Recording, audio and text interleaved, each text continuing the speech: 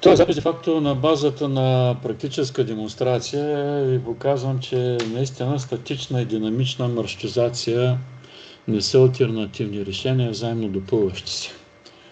Почвам да изграждам локална мрежа 4. Вземам си един рутер, нека да е този, където вземам кросовър връзка и да речем 001, го свързвам към 001. Червено свече, защото не е конфигурирано нито от горна, нито от долна страна. Слагам един единствен компютър. Ето тук, който имитира работа на тая новата локална мрежа. Тук, тъй като рутерите са нови и прав кабел да сложа, пак ще работя, защото има функцията AutoMDX в тези нови рутери и де факто тук имам мрежа, която няма да я повдигам с цвят, но все пак ето това ми е локална мрежа 4. Какво да бъде адресният план тук? Опростявам нещата. 4.0 мрежата с маска до 24 бит. На гейта ще сложа, на компютъра ще сложа първият използваем IP адрес 4.1, а за гейт ще конфигурирам след малко последният използваем IP адрес. Първият използваем IP адрес, маска до 24 бит, както се разбрахме преди малко, за gateway последният използваем адрес. И тук съм нещо не се съгласи с мене. По каква ли причина не се съгласяваш с мене? Би трябвало да ги е приел. Да, приел ги е. Все пак все да ме спромта, една бърза проверка. 4.1, маска 24 бит, гейта 4254. Без да правя базова конфигурация пълна базова конфигурация на рутера, все пак казвам, оня интерфейс, който беше навътре, и този интерфейс е интерфейс G001. Сгреших, мисля, че беше с трите нули. Му давам IP адрес, който е последния използваем. 4254.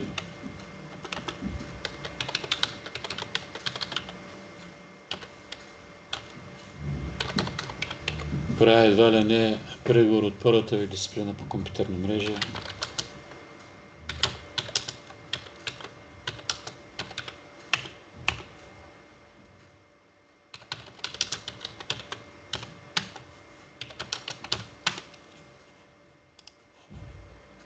Би трябвало от тук да мога да пингна. От рутера пингвам единствения си хост, който имитира работа на компютрите от LAN 4, който беше с IP адрес 4.1. Става, сега съм сигурен, че ще бъде 5 от 5. Така, остава да уточня адресния план на тази point-to-point мрежа, където виждам, че 252 мрежа от клас C съм разделил тук на няколко подмрежи. Тук са 9, 10, 11 е бродкаста, значи тук остава да сложа и да използвам мрежата 192, 168, 252, 12, пак с маска до 30 бит. Това е point-to-point мрежа. И решавам тук горе да е 252, 13, а долу тук да е 252, 14. Да го направя. Работя с горния рутер, отивам на външния интерфейс, който е G001 и му слагам адреса 13 беше горе, 252.13 с маска до 30 бит. Този път няма да го объркам.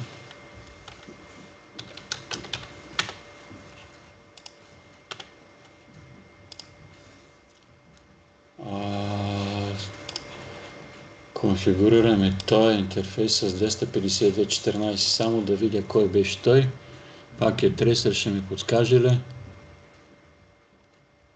Подсказваме, отдолу е 001.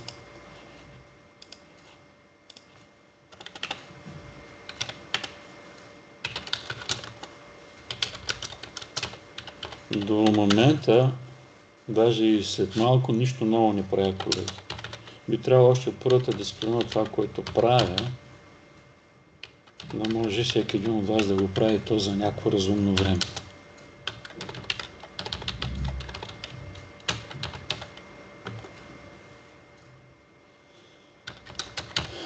Той си беше нов шутнат отпреди, но все пак да видя дали следващия във веригата мога да го пигна. 192, 168, 252, 13 е от горна страна. Да, сега ще бъдат 5 от 5. Един вид, вече имаме свързаност до Layer 3, но този рутер не знае как се стига до тая мрежа. В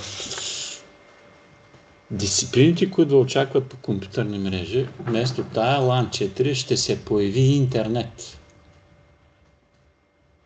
Ще се появи интернет и в този случай, в този рутер би трябвало да сложите един дефолт маршрут, който дефолт маршрут, доколкото си спомням от предходни занятия, тук няма, защото не било необходимо. Я да погледна, show IP root. И наистина дефолт root нямаме. Но не му е трябвало до момента. Има си информация за другите недиректно свързани мрежи, благодарение на протокола OSPF. Ето ги тук.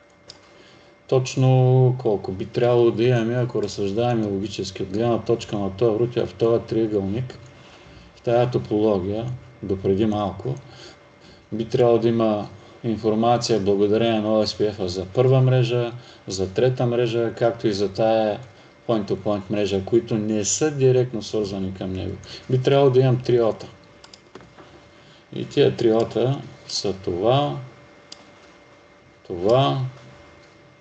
и ето е point-to-point мрежата. Надолу би трябвало да няма ота. Да, обаче сега аз ще му сложа един статичен маршрут, който ще бъде с нулите. Едно това тук е интернет. А в по-късните дисциплини, в следващите дисциплини, наистина ще има смисъл да го правите дефолт маршрута с нулите, защото това ще ви бъде свързането към интернет. Но до там да стигнем, където ще учите на практика как се конфигурира Network Address Translation. Слагам го този дефолт маршрут. Дано не сте забрали командата за статична маршрутизация, както и в частния и случай командата за дефолт маршрута. Без значение какъв е мрежовия адрес, без значение каква е маската, един вид, нито един бит да не съвпада. Използвай го. Той е маршрут и аз ще насоча от гледна точка на този рутер пакетите към Next Hop. Ето този, който соча в момента.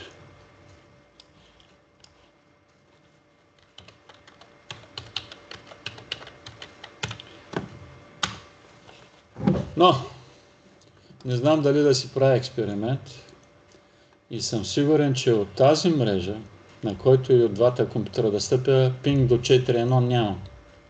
Защо ли? Стъпвам на този компютър.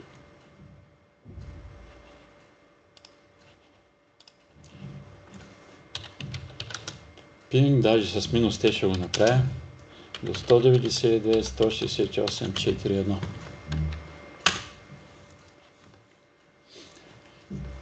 един ICMP request се е изпратил, но отговор няма.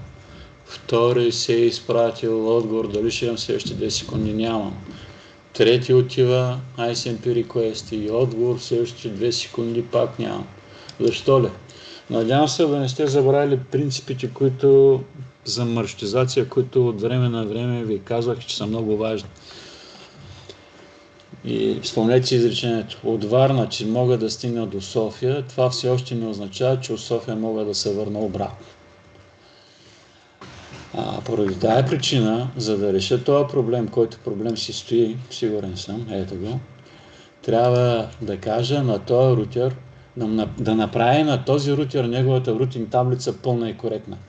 Използвам факта, че тази мрежа от гледна точка на този рутер, който соча в момента е Stub Network, има една единствена връзка с външния свят и поради тая причина също тук му вкарвам един дефолт маршрут.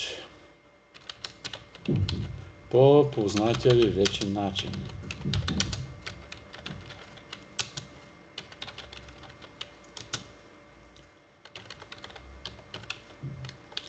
Тук трябва да го насоча към колко. Работя с горния рутер. Next hop е колко? 252.14.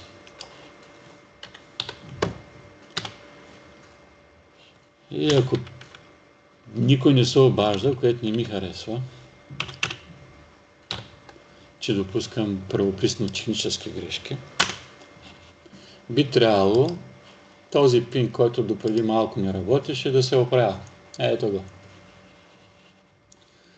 И сега искам всички, които знаят, следят лекцията, следят мисълта ми, да се концентрират, защото ще последва следващ контролен въпрос.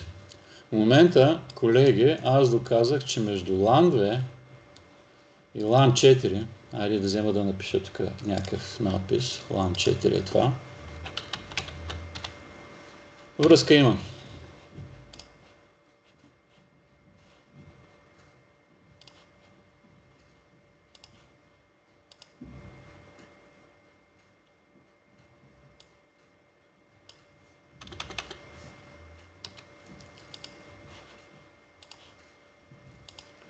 Как според вас ще бъде положението, ако тествам връзката от този компютър от LAN 1 или от LAN 3 към LAN 4?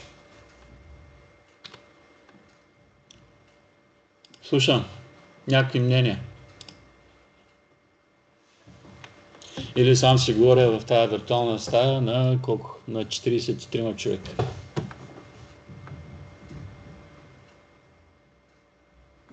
Ако нямате мнение по въпроса, поне един човек да си включи микрофона и да каже, ами не мога да отговоря на въпроса. Защото иначе си помисля, че нещо не е наред с мене. Само да си говоря на лаптопа. Не знам отговора. Не знам. Добре, почвам да ви помагам. Значи, този рутер има дефолт маршрут, който е насочен насам. Супер! Този рутер му помогнахме и му казахме, че маршрута към четвърта мрежа трябва да ги праща на 252.13. Спомняте ли си основните принципи? Всеки един рутер рутира, всеки един маршрутизатор, айде да говоря на български, всеки един маршрутизатор маршрутизира отделно и независимо от другите маршрутизатори и единствено съгласно информацията в неговата рутинг таблица. Стъпвам на този рутер, който соча в момента. И му преглеждам неговата рутинг таблица. С познатата ви команда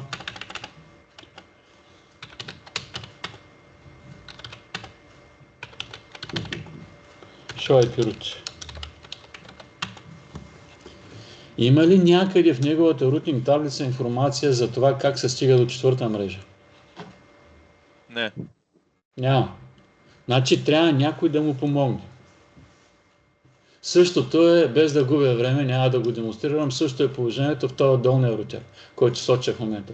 Той не знае как да стигне до четвърта мрежа. Нито той е левия, нито той е долния, средния рутер знаят как да стигне до четвърта мрежа и поради тази причина, ако примерно на този първия компютър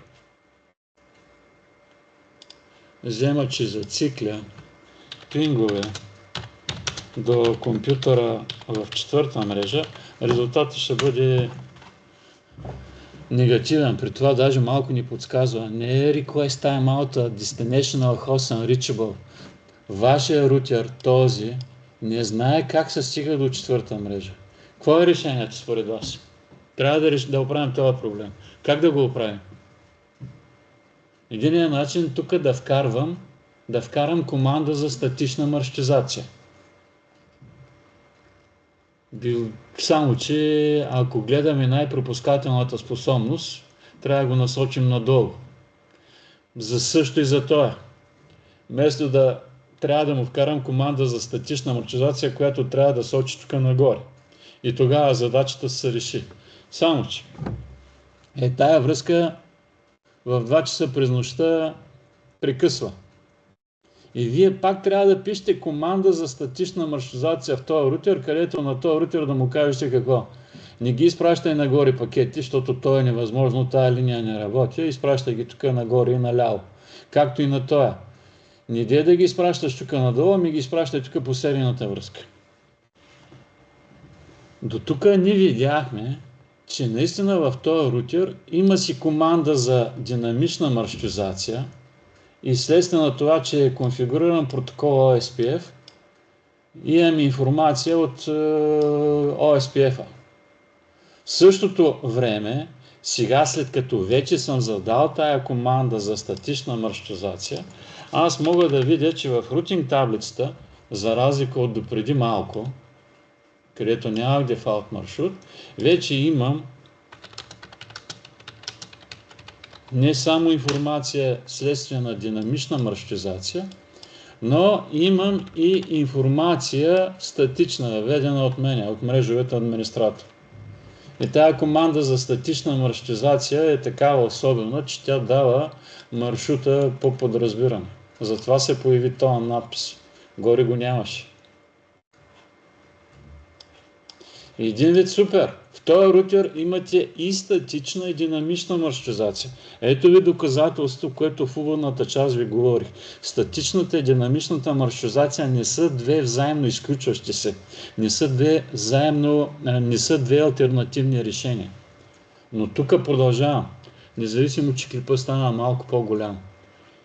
Може ли онова, което го имам тук като дефалт маршрут, да бъде прехвърлено през OSPF-а като информация към другите два маршрутизатора?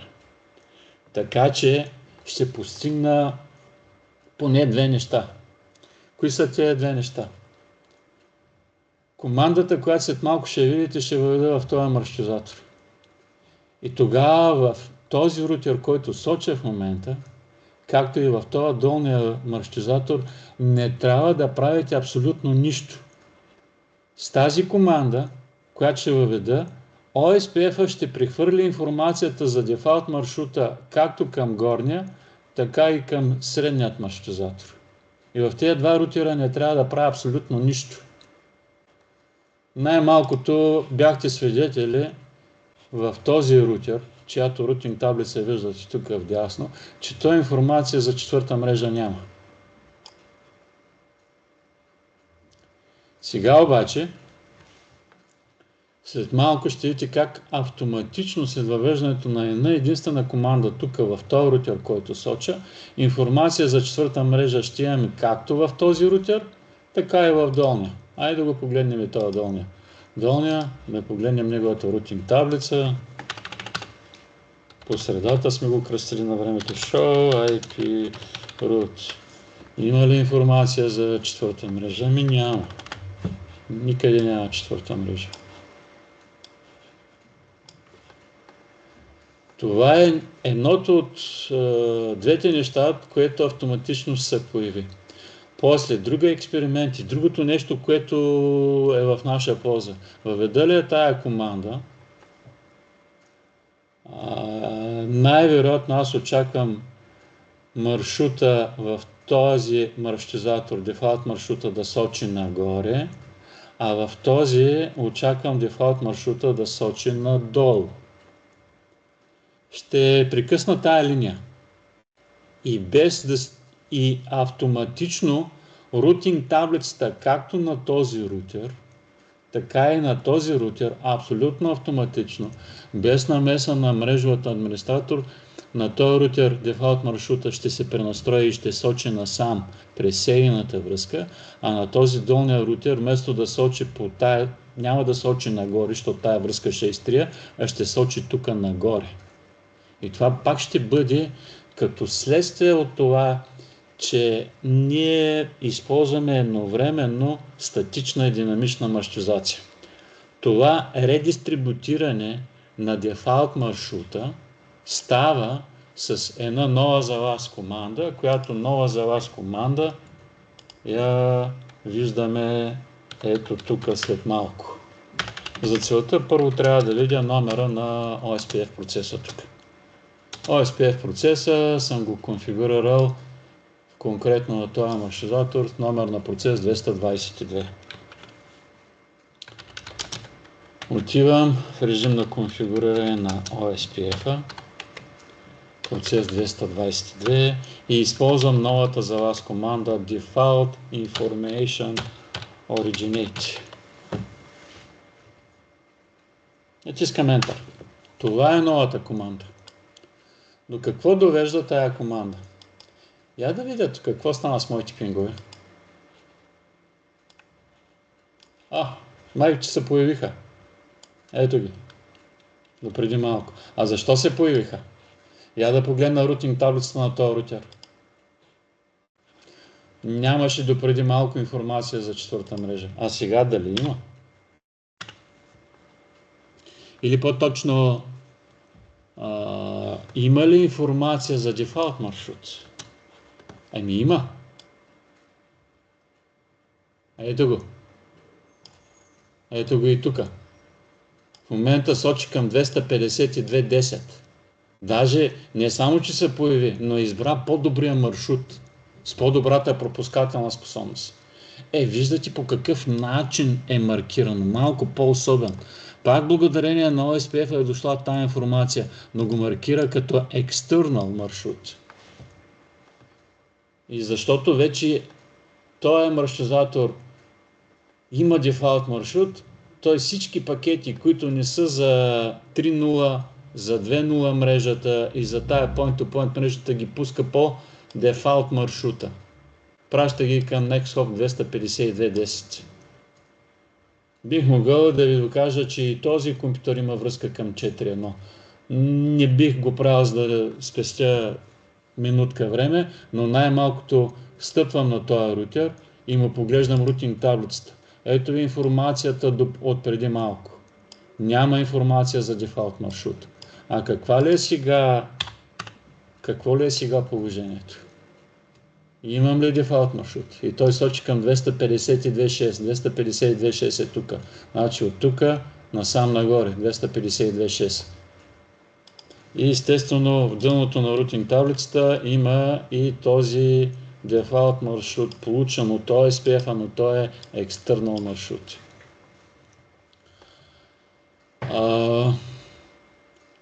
Последният експеримент, тъй като клипа стана прекалено дълъг, но този видеозапис е смесица от теория и практика, затова става дълъг, бих могъл да спра този пинг. В момента в този черния екран гледате, съм стъпил на този компютър и му казвам, дай трасирай маршрута до 192.168.4.1. Какъв ли ще е пътя? Ще излезе през гейта си 1.254, ето го. После ще продължи надолу, 252.10, ето го. Следващото е 252.6, къде ли е това? Ето го тук. После отива на 252.13, къде ли? 252.13 и най-накрая стига до дестинацията 4.1 компютър. Ето го тук. Какво ли ще стане, ако тази връзка, багера мине, както казвам аз, багера мине през тази връзка? Да го направим. Само, че преди това си запиша файла, като serial link, не толкова важен serial линка, example, with default information originate. Появява се багера и багера изтрива тази връзка. Какво става? Смятате ли, че пинговете са загубили? Според вас? Не, пинговете се работят. Само че ако допреди пинговете бяха за време от порядъка на... Айде ще го спра за момент. Пинговете бяха от порядъка на 10-12 милисекунди. Сега пинговете са сякаш малко с по-голяма продължителност. 50-70 милисекунди. Защо ли? Защото в момента, айде да погледнем рутинг таблицата на този рутер, допреди малко неговия дефолт маршрут сочеше към 252.10, а сега на къде ли сочат?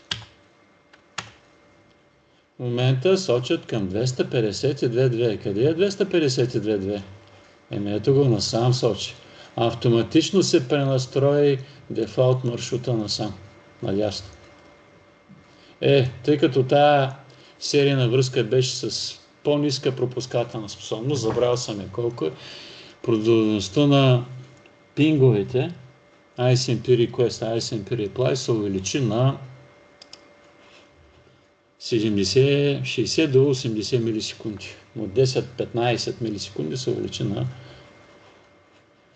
70-80 милисекунди. Какво ли стана с рутинг таблицата на този рутер? Тя сочеше към 252.6, а сега на къде ли сочи? Show IP root. Дефолт маршрута сочеше към 252.6, а сега вече сочи към 252.9. Къде е 252.9? Ето го тук нагоре. Дефолт маршрута, пакет ще минава така и насам нагоре. Накратко.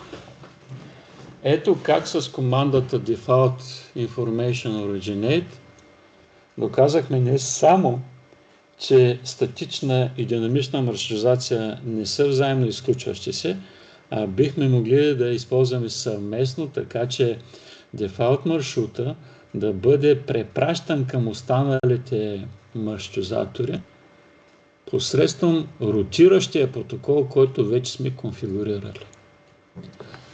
Въпроси, които да влязат в клипа.